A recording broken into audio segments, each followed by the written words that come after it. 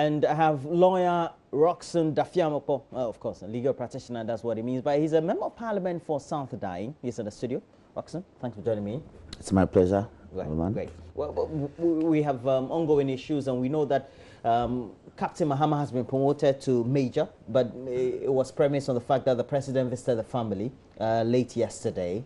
And subsequently, the president also announced a trust fund of about 500,000 Ghana cedis. That's good. What would you say? Yet, first of all, let me use the opportunity to say hello to my constituents in South Dying, Peki, Beve, Tongo, Bali, particularly Germany. And once more, wish my BEC candidates, 960 of them, the best of luck in this year's exams. How do you know the numbers? Because I work the grounds. I just returned. I organized extra classes for them. Okay. What did you give them this time? Because I think they need some help. So. Extra classes as well as mathematical sets. Oh, great. To all 960, both public and in private schools. Private schools. Yes. In the constituency. In the constituency. And that covers how many communities? That covers about, there are 54 communities, but where we have the junior high, it's about 36. Okay. In 36 junior high communities dotted with the junior highs. Yes. Well, what usually are some of the prevalent challenges? Is it distance to school or something? Access? Yes, I have two peculiar communities. Akpato. Akpato is located, it's a settler community in Todome. And they are located along the shores of the Volta Lake. But they must travel to Todome to attend school. And there's a major river that traverses South Nile. It's called Amimli, all the way from Peki, through Chibu, through Todome.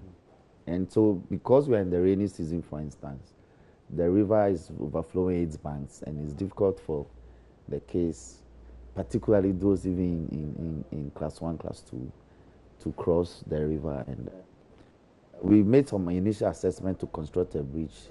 The cost is atrocious. I have to do that. Like how much? It's about 250,000 Ghana cedis. 250,000. Yes. Is it wooden or metal? Or No, it has to be concrete. Yes, with culverts around. And the span is about 10 meters. That's what makes it very expensive. That section of the river where they cross is that expansive. It's about 10 meters or 15 meters. We'll see how that goes. Then I have Ajebui. Ajebui also has 2 streams that flows from the Togo Atakura Mountains onto the lake. And so in rainy seasons like this, they also cut off the main road. They traverse the road, and so the stream is overflowing. And so they have to wade through the stream to come to Jakiti or Germany for the exams. These are the 2 major fiscal challenges I have, but there are other economic and logistical. But well, we wish them all the best, BEC, and we hope that they can pass enough and go to a school like you went to. Yes, that's my expectation for particularly when the nation's policy now is to introduce free education in September. Fantastic. Yes. Free education. You like it? Why not? It's an MPP policy. But let's look at this. Captain Mahama it's a government policy now. To major, government. Not MPP policy. It's not government policy. I understand. Yes. But the president has also donated 50,000 Ghana cedis into the 50 or he donated 50,000 of his own into the 500,000 trust fund. Yeah. What would you say about this? Now, it's a good gesture on behalf of the president, particularly. It's also a good gesture on behalf of the government to establish the trust fund in memory of the fallen hero. It's also done. It's conventional among the army. That's why I disagree with you, that it is not premised on the president's visit. Okay. It's rather premised on the fact that the soldier had already written his promotional exams. And in the army, I think from major and above, the promotions are, I think they are more political. No, it's after I think it's from Major. I think it's from Major. I think it's from Lieutenant Colonel. Lieutenant, very well. It's more political. If you are in the good books, you can rise fast. Yeah. If you are after Lieutenant Colonel, if you're in the good books, yeah, you go can to Colonel, yes, Brigadier quickly. Yeah. And so I think he's because he had written the promotional exams, and I want to suspect because he has done well.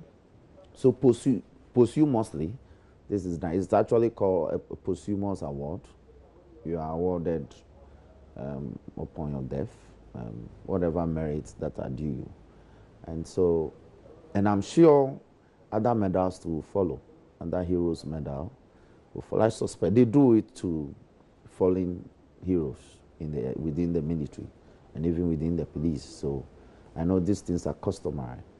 You see, it helps to assuage the pain. It helps the family to experience what we call in drama catharsis.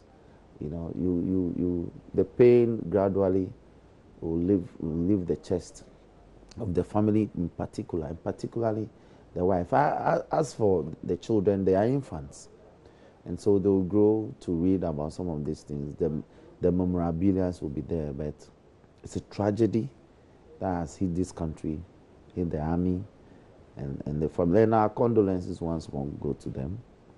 My take is this.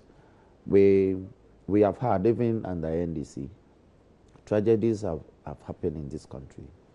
The president will be so magnanimous to make policy statements by declaring his intentions to establish foundations and all. Trust funds and all.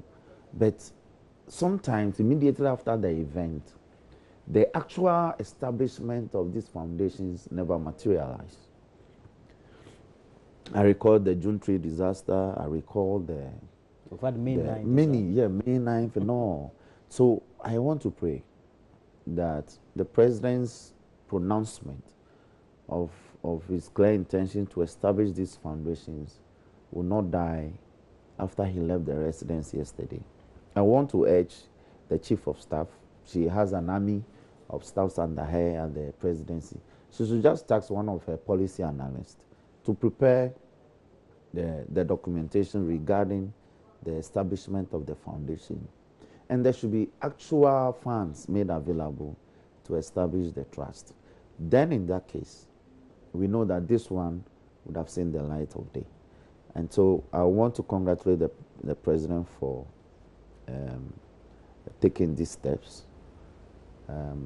It will help, particularly when we know that it is expensive to educate your kids, even whether now in private or public schools. It's simply expensive. My kids are in a public school. It's expensive to educate them. They're in public school? Yes. Your children? Yes. My first daughter is Wesley Girls, and it's expensive. You know, it's not about the school fees, but they have a way of, you know, every now and then you have to pay for something. You know, it looks small, the 20 series, 30 series, but when you look at the chain of list of things you must buy on every 2 weeks or monthly basis, within a year, that's a lot. That's a lot. So my point is that it's expensive to educate our kids now in school. So once these funds are made available, I'm sure other well-meaning Ghanaians and other private entities who have also been touched by the tragedy of this incident will contribute to the foundation. And the funds must invest in high-yielding investment portfolios so that funds from this trust will not be utilized in educating the heroic Major's children alone, but other soldiers who must have also fallen along the line, whose children, but because of the peculiar nature of their tragedy, theirs didn't hit the limelight. And the army will also see the need to also contribute. So this will become a very big project within the army to take care of fallen heroes. So you want us to expand this beyond indeed, the late Captain Mohammed? Indeed. Because, look, other accounts have come up. Other soldiers were killed up north during myself. My father was a soldier, but of course he's an old man now. Yes. He retired way back in 1990. But if I look over the years, you know, no, there's an account by another soldier that a lot of his colleagues or men under him were also maimed. They were also, some were maimed, some were also lynched when they had major military deployments across the country, sometimes in the north, sometimes elsewhere. But this one hit our conscience, scandalized the country because of the instantaneous nature of information dump in cyberspace now. Because once you are receiving it in Accra, I'm also receiving it in Wa. And social media has become powerful. Yes, that's my point. It's so instantaneous. When I'm in my village in Tongochanakwe, I receive the same information as you would do in Cape Coast or in Abra or in Yamranza. So the reactions are therefore instantaneous. That is why. So this should be a turning point in matters of this nature. All right, we'll come back and we'll discuss this, but we want to turn attention to the current ongoing, because we know it started on Monday, the basic education certificate examinations. And already my guest this morning is saying over 900 of his pupils or students in 960 in this constituency, they are taking part in that examination in South Dying. But here in Accra, Zarina Amande is live from a center in Kotobabi, and I'm sure that my guest is also very much familiar with those surroundings, having also grown around not too far from here. So, so we'll go to Zarina. Zarina, good morning. And at the center in Kotobabi, what's the latest? From the K15 school. And so, hi, Precious. Yeah. How are you doing? I'm fine. So tell me about, you wrote your first paper yesterday. How was it? It was fine. Actually, it wasn't what we were expecting, but we did our best. Okay. So what were you expecting? Most of the things, it seems like what we actually learned most of the time was not what came. What we wasn't expecting actually came. So I think we did our best. Okay. Was it the same for you, Ove? Oh, it's not that the same, but my own was manageable. I tried to do my best, and I did what I can do. So I wish when the results come, I can do my best and get the best grade I want. Okay. So you are writing pre-technical skills today. How have you prepared for this paper? Oh, we have prepared a lot because we know that the thing that we have learned will always come. So what we learned.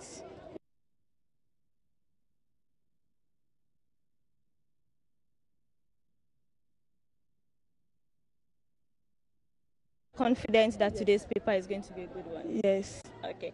Let me come back to you, Precious. I want to find out from you. The BEC is a very crucial exam, right? What inspires you? What is the thing that pushes you to want to excel in the exam? You know, BEC is the first start. When you are done with the BEC, it means you are getting to the next level. This is where it starts. So if you don't move forward.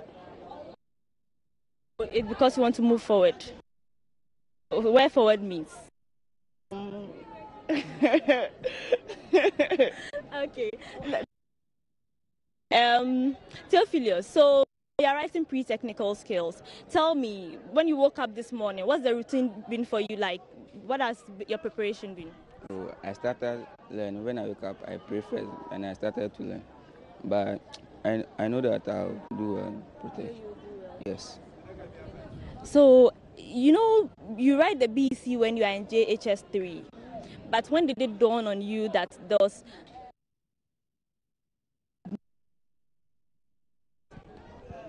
When I reached Form 2, they started to say BC, but I was not frightened. So you started preparing for the BC when you were in JHS 2? Yes. Is it the same for you, Stephanie? Yeah, we started preparing the first time that we entered Form 2. They said that BC, we were so that we think that it was so hard that we cannot go through it, but it was very easy for us to go through it, to handle it. Okay. So far it's been easy? Yeah. Okay. So are you well prepared? Are you confident? Yes, we are very confident. The next paper today. Okay, so let's talk about how prepared you are psychologically, Obed. Did anybody give you that preparation? Did someone try to psych you? Okay, don't be too jittery, don't be too.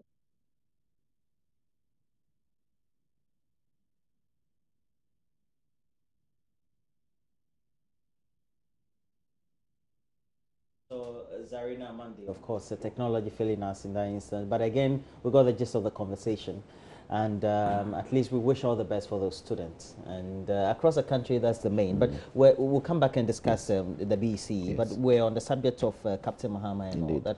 But what do you make of the account? And I haven't publicly heard you say anything on initially what has transpired so far, what the accounts have been, whether they've been conflicting or not, etc. Yes, indeed, the accounts have been conflicting. I have spoken extensively publicly on this matter, maybe on other networks. That's why. So as we speak, I have filed a question in Parliament directed at the Minister of Defence to come, as it were, to explain the circumstances surrounding the presence of the army detachment, in the area, first of all, and to also be in a position to give us the truer accounts. I would say truer accounts because there appears to be varying narratives concerning how this matter actually happened. I understand investigations are still ongoing, but my duty as a member of Parliament is to have a certain account from officialdom, so that all of us can feed on that for now, pending the collation of the final investigations in this matter. And so that is what I've done. And that's what makes it worrying, is that a single tragic event, and yet we have about 3 or 4 different accounts from different perspectives. It makes it too controversial. It makes it too controversial. And we must be careful as a country. That is why, because we don't have a military barracks in Dentra. We don't have any declared state of internal anarchy or war or conflict for purposes of which the military will be detached to go protect, to go ensure law and order and protect property and all that. And so we need to know, why were these men in danger, as a result of which their commander will be killed in such extremely unfortunate manner. And I'm hoping that my question will be accepted so that within the week, and I filed it under a certificate of urgency, so that within the week I can pose this question to the defense minister.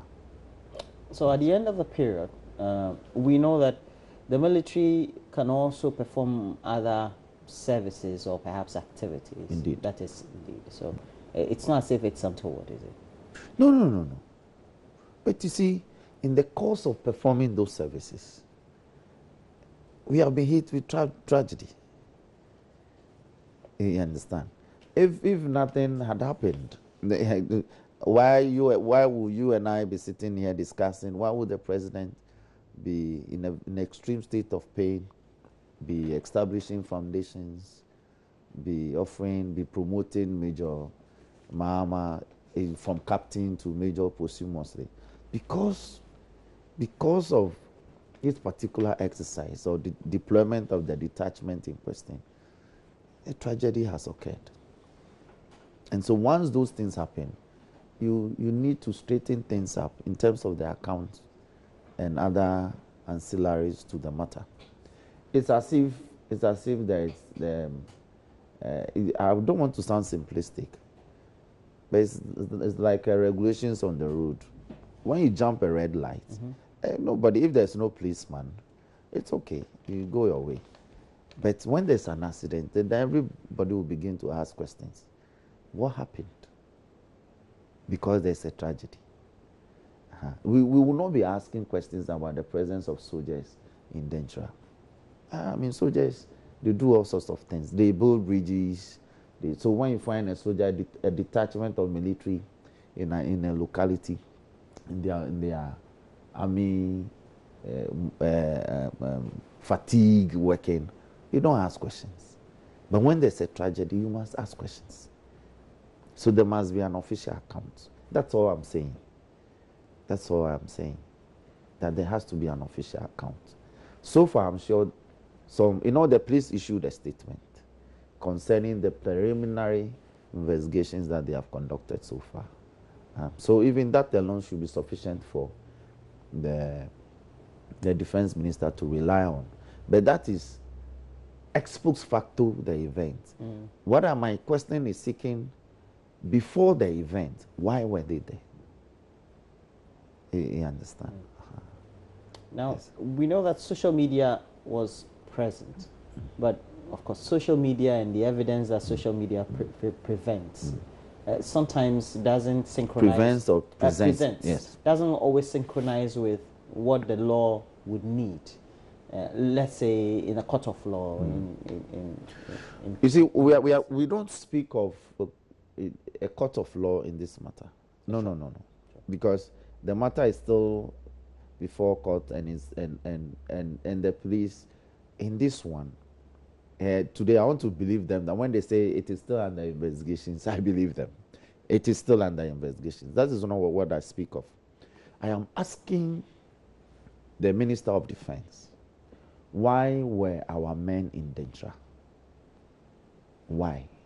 What were the circumstances under which the military deploy soldiers to Dentra? Is it true that they were there as part of the contingent fighting the new policy of halting Galamsey in some of the endemic areas? If that is it, he will tell us that they were deployed because it was found to be one of the endemic areas of Galamsey, and so the police detachment were overwhelmed when they were initially deployed. So there was a need to add an army contingent. Who accept it? That's what I speak of. It is not about the nature of the evidence being gathered and whether that evidence will be sufficient to ensure successive prosecution of them. No. I'm not speaking of law this morning at all. I am speaking as an elected member of Parliament of the Republic of Ghana. And I speak as a concerned Ghanaian that this tragedy, we need to know why our army was deployed and on a detachment in Dentra. Because there's no known outbreak of public conflict in Dentra. Yes, that's my point. At the end of the day, Galamsey has become an important issue for us. It's a developmental issue now. Okay. So once it is a developmental issue now, it also means that we need all concerted efforts, and it's in that regard. A response like that from the defense minister should do for you. Yes, it will do for me, the questioner, but other members of parliament will have the opportunity to also ask their questions. And so it will help to engender the debate. And then parliament will, Mr. Speaker, at the end of the day, will make a resolution on the matter. And that is what we seek. Maybe giving further directions, as how things should be done, or otherwise. I am not saying they should not be found anywhere, but I am saying once there is a tragedy, let's find out why they were there. That's my position. And now 34 suspects have been remanded in custody, we're told. Yes. And these 34, it means that they are going to go in the docks. They are already in the dock. Okay. So they are guilty. They've been no. That's not the law, at all. That's not the law. The law is this, and indeed, again, there are varying accounts of the number of persons who have been arrested, investigated, and arraigned. There are some networks. They mentioned 48. but the graphic is reporting 34. So I want to work with graphics figure. Initially, we were told that there were 5 persons. 4 were actually arrested in the matter, but 1 had absconded. Now, in the course of time, many more have been arrested and properly charged and arraigned. So that's how the process works. Indeed, somebody wrote and said, which lawyer in his right sense will defend these people? That is not how the law works. They must have lawyers to defend them. That is not to say the lawyers who will be defending them do not have conscience. But you see, in the eyes of the law, matters of morality, morality and all those are laid at bay, and as part of their even caution statement, all right, they are told that you so and so and so. The investigative officer will say, you so and so and so. You have been accused of. You have been accused of so and so and so, and that I am investigating a case of this nature that has been brought against you. You have a right to the lawyer of your choice. You're also reminded that you may not say anything, because anything that you say will be used in a court of law against you. You understand? And so all these things you are told before the investigation commences. And when the investigation is done and instructions are issued, either by the Attorney General's office or by the superior officer, directing that the person be arraigned before court, then now they take your charge statement. Now they are charging you. When they are charging you too, they make these matters open to you. So when the 34 decide to take lawyers, they will get the lawyers. They must go out and look for the lawyers to come and defend them. And I want to urge my colleagues at the bar, they should defend them, so that nobody will say. You see, if you don't do it, if they don't get lawyers in the matter, it would have been as if the whole country prejudged the matter, and it would not be fair. That's not what our Constitution says. It says presumption of innocence until you are proven guilty. And I want to link this with what happened in the Delta 13, Delta 8 matter. You see, even though we all saw what happened, has been reprehensible, first attacking an appointee of the president and all. They have been arraigned. They have lawyers in the matter. Nobody said that because of what they did was reprehensible, they shouldn't have lawyers. They have lawyers. And they are really putting up some spirited defense. Now, in the case of the Delta 8, for attacking court and all, in fact, that matter is slightly lower in terms of how the country was scandalized to this one. But it was also a tragic incident to attack a sitting court like that. All right? Now, but they got lawyers to defend them. And as we speak, somehow they've been discharged. You see? And that is simply how the law works. So this one, I am as angry as anybody. But we must take them through the due process of adjudicating the case. And so that when justice is done, justice would have seemed to be manifestly done in the matter.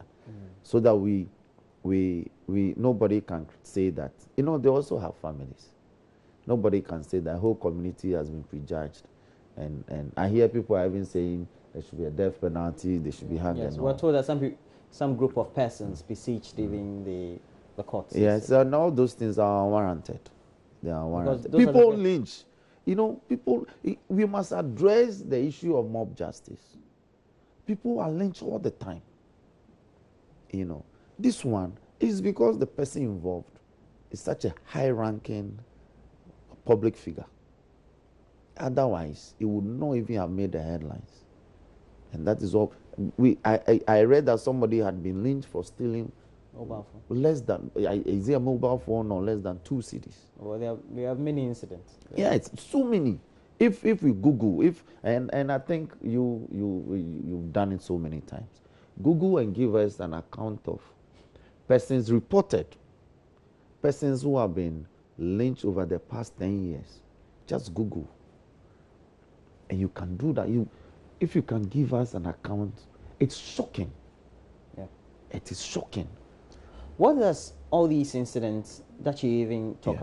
about, Delta and all that, Yeah. especially what we've been witnessing over the last couple of months, say about the state of security in our country? Is it an overwhelming? Yes, now we are overwhelmed.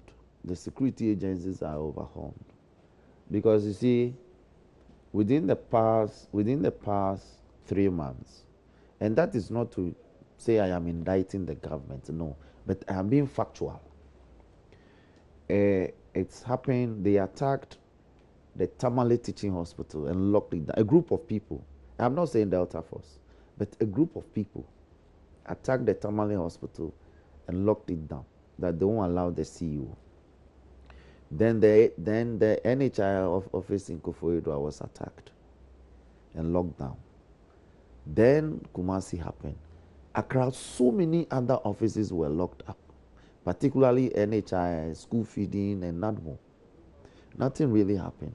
Meanwhile, we have police district commanders and police stations in some of these localities.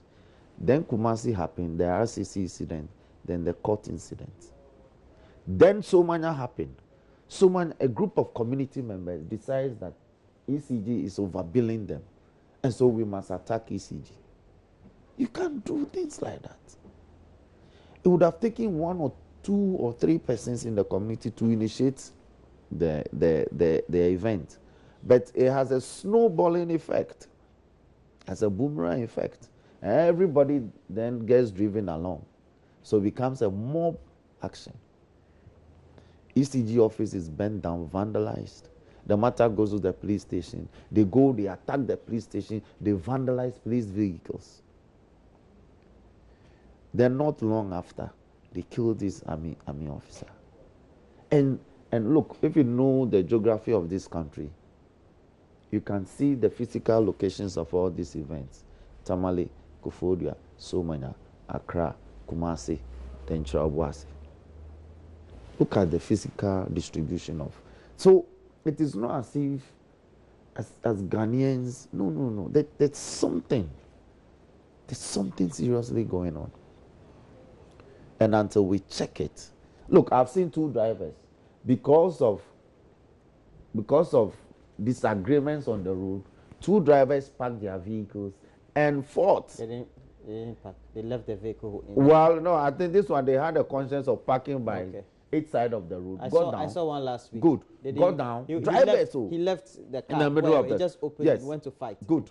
Got down. In the course of this on the road struggle, the passengers of these 2 drivers also got involved. Mob action.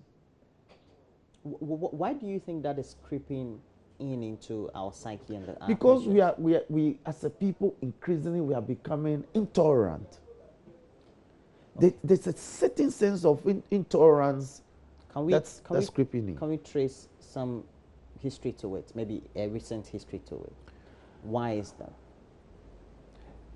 Oh, well, because somebody felt that if he wants to go through the due process of seeking justice in the matter, it will take forever. Or the administration of justice. You see, justice takes a jurisprudential value when you speak. Because you think you have been wronged, the determination of the matter must be in your favor. And so when you know that will be bastardized, then you are want to take that in your. It is nobody has the right to administer justice in this country except a judge, a judicial officer, who is sitting either in a single capacity or in a composite capacity. Not even administrative officers. So when somebody feels that, when the matter gets to the police will not determine or will not assess the matter the way he wants. He wants to administer it himself, though unlawfully, though brutally. He damns the consequences, like it happened in Dentra. Even if there had been an armed robbery incident, who was robbed? Did they report it? If they reported it, what actions did the police take? So much so that you find somebody in your community and assumes the person is an armed robber. Is that how you treat armed robbers?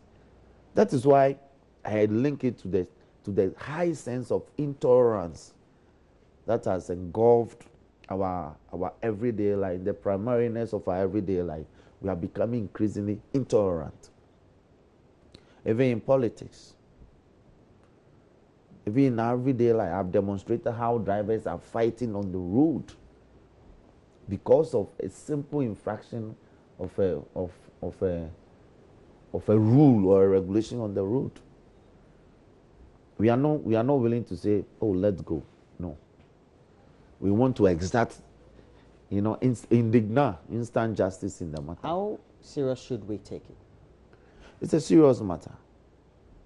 It's an extremely serious. And now again, I will demonstrate that for you. You see these days, a collective workforce, a group of workers, and outside the issue of teacher trainees, nurses, who... Especially those who haven't been posted. Yes, they are so intolerant that they must go and besiege the premises of a whole ministry for days. Picketing is acceptable, but you do it according to law. They don't follow the law. That is the level of intolerance. Imagine that when they picket, the interior minister or the police commander gives the instructions that meet them with minimum force. There would have been a confrontation, sometimes leading to people being physically brutalized, being maimed, or sometimes being killed. So we are increasingly developing a certain sense of revolt. In everything we must revolt. Everything. And the revulsion is sometimes reflected in things like this. Revulsion is to have a sense of doing things your own way. You understand my point?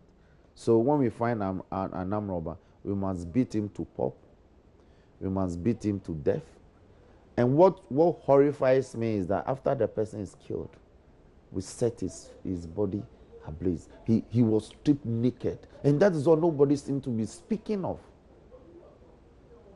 Why do you have to strip him naked? Why?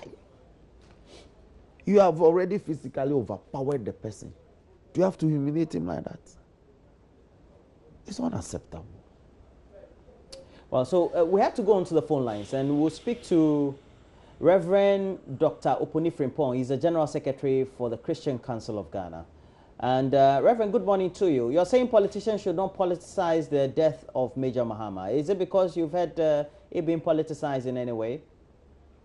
Roland, let me say good morning to you and your cherished viewers. And so wish our children who are writing this year's BEC examinations well. We keep praying with them. Now, when certain painful incidents happen, naturally, people will want to find explanations. You have that even in the Bible where somebody was not well and Jesus' disciples went to him finding explanation. Is it because the child has sinned or the parents have sinned? And Jesus will answer, this is not the parent's sin, this is not the child's sin, it's for the glory of God. Now we are witnessing a very painful experience. If you're a parent and you have this 32-year-old young man hard working with the achievement and the painful death and the others, if you are the parents of the wife, and even a pastor of this young couple, and you are going through what they are going through, what you wouldn't want to hear is somebody adding whatever to the pain you are going through. And that is why we are admonishing at least colleague pastors that if we have nothing to do at all, we can keep quiet. We must be praying with them, we must be comforting them, but we must not go into any interpretation that will worsen what they are going through. Again, we want to plead with colleague pastors that we should not place any, especially the two political parties, we should not make any one of them an angel and demonize any. They are all the same, especially MPP and DC. They are all the same. So we should never create the impression that one is an angel and one is a demon. Things that NDC people commit, MPP people also commit those things. If you want to understand, Roland, look at how they do their primaries. So we shouldn't have a situation where we will want to use mistakes or things or whatever one has done over the years as even explanation. We should not go there at all. Let us help this family at least to go through, manage the pain they are going through. But at least if we have nothing to offer them, let's keep quiet. Roland. At the end of the day, the politics comes into the subject when the issues of a certain sense of insecurity is perhaps voiced out by either a political figure or not. Because similarly, we seem to have had a series of events which have sporadically been reported across the country. And if you look at the geography of the country, it gives a certain sense of perhaps either the security community or the intelligence community not having a tap on what they should ordinarily be having a tap on. Roland, you are right. In fact, we need to pay serious attention to this emergent culture of violence. Because, like you started, you know, you can add, you can catalog a long list of such manifestations. You know, before this data, we had Akosombo, Stomenya, we have Alavanjo, we had the Kumasi one, and several of such. And even the new trend, which is very worrying, is you see the Kumasi one, they jump into a courtroom with a judge. And just to do whatever they did, attacking the judiciary. Then the Somenya one also, you destroyed part of state facility, like ECT building. Now they went ahead to burn a police vehicle, attack on the security. Then again, the one, a military officer was also attacked. You see, we have witnessed levels of violence, mob attack, but now attacking the judiciary, attacking the police to the extent of attacking military, a whole captain. It's another trend that we are witnessing. And this will cause the Ministry of Interior, Defense, and the new administration to move very fast, because the level that this violence is going must be stopped. And we have been calling for national orientation again and again. Somebody must respond to the public attitude, public indiscipline, and all that. And we must take it serious. So, Roland, I agree with you that there's a trend that we must address, and it's not getting better. It's getting on. And I also want to call colleague pastors, churches. You know, these people who were throwing stones, so many, I want to believe that some of them are members of our churches. Could at least one of them perhaps might have been to church before. And I will ask, where were their faith values? Yeah, even if the guy was a criminal, you've beaten him to death. Now you have people who will not have respect for anything, no sense of shame, no sense of consciousness, and lighting manches or taking over for to take the wickedness of somebody's son, you know. And it's like we are losing our sense of shame, and where is our sense of pride? So I agree with you that we need to respond to this public discipline and all that. And we church people must join the fight come to invite that some of the people committing this kind of crime are in churches. And those at the receiving end, the police officers whose vehicle was burnt, might have been part of our churches. That this young man is and was with his wife members in a church. And when he was crying to God, God, where are you?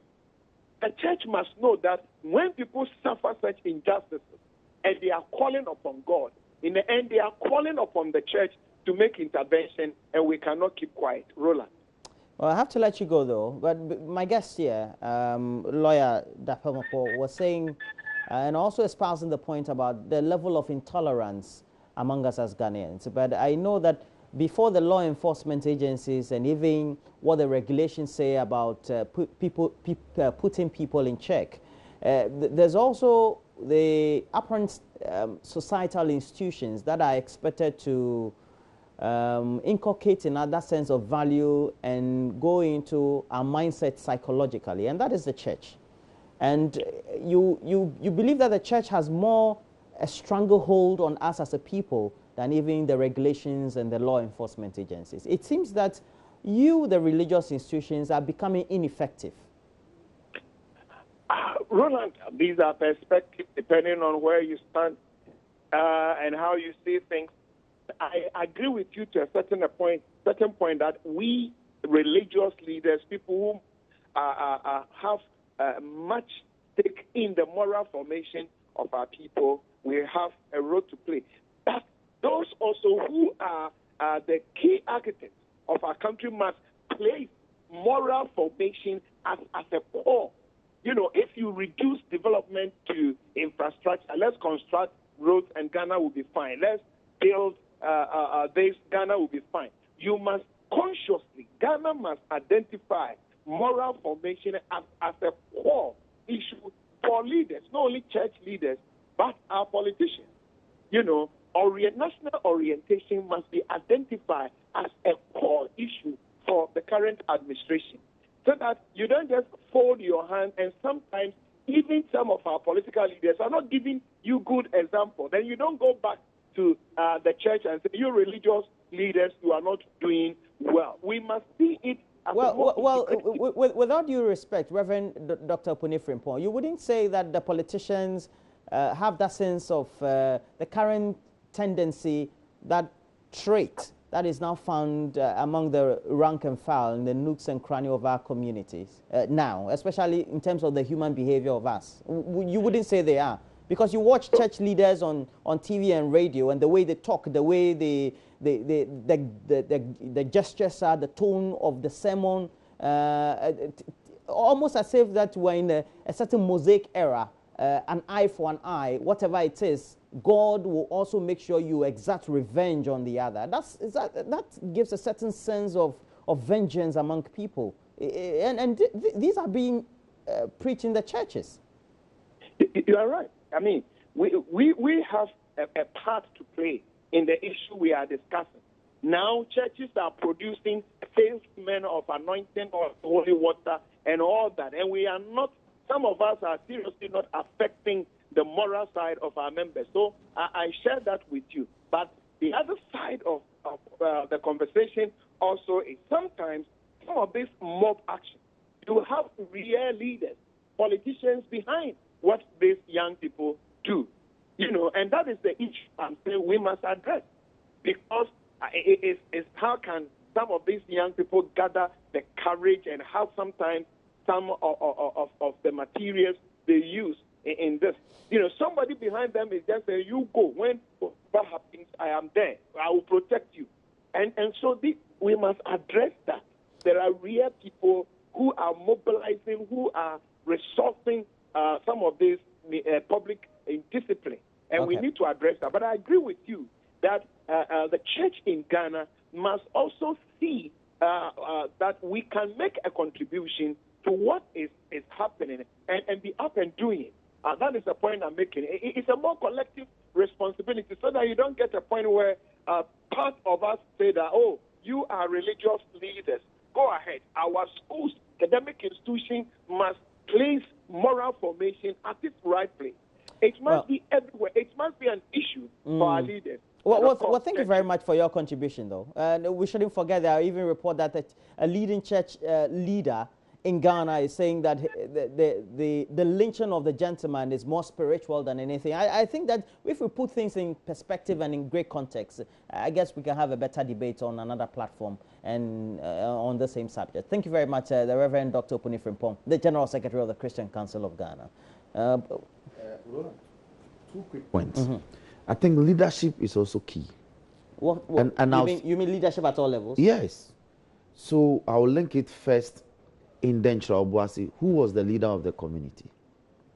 I'm sure if there were a leader and the leader said, no way, we are not doing this, they would have stopped. Even perhaps the leader would have taken some beatings, but they would have stopped. He would have been saved. Now, to be specific, there was an incident in my constituency. In my constituency, there used to be a naval detachment, a small unit of Navy officers who were stationed in my town, in Tongo. And they were supposed to check child trafficking and illegal activities on the Volta Lake around Tongo, Gemini, Agodake, all the way to Afram Plains. Now, in the course of their work, they brutalized one of the community members, Gemini. And I speak of a real-life experience. The community mobilized to lynch one of the officers. And I said, no way. If you want me as your leader, this is not the way we do things. 1, I don't do things like that. 2, I am a lawyer. So I find the conduct of the naval officer reprehensible. But we won't visit violence on them. We'll do it the appropriate way, and I'll show them. So we petitioned. As we speak, the officers have been taken. The naval station, whatever, has been closed down. Because we insisted that we don't want the Navy. In any case, that is not where they are supposed to operate. If anything, they should bring policemen. And so, if you have good leadership, sometimes some of these problems can be solved. Now, just two months ago, or about a month or 2 ago, Nana Akufo-Addo's nominee for DC in my district, Madam Ella. And your district is Southern. Southern. A group of people said they were not in favor of a nomination. Yes. They didn't take to the streets. They organized themselves and prepared a speech and organized a press conference to as it were, establish their disagreement or their disapproval on paper. And to you. And to you, and to me, and to the government, quietly, but forcefully. That is the way we must do things. And I commend them. So when you have good leadership in place, sometimes some of these excesses could be checked. So you're saying we don't have good leadership now? No, there are leadership issues. Okay. Like the Somanya one. If the assemblyman, no matter how dissatisfied you were, if you had called your community and said, even though we are dissatisfied, let's petition Accra against the activities of the district office of the ECG, I don't think it would have been where we were. I think that's fair comment. Yes. That's fair comment. And Roxanne Dafiamoko is a legal practitioner or a lawyer, and also a member of parliament for South Dime. Thanks for joining me. It's my pleasure. And we've had great discussions.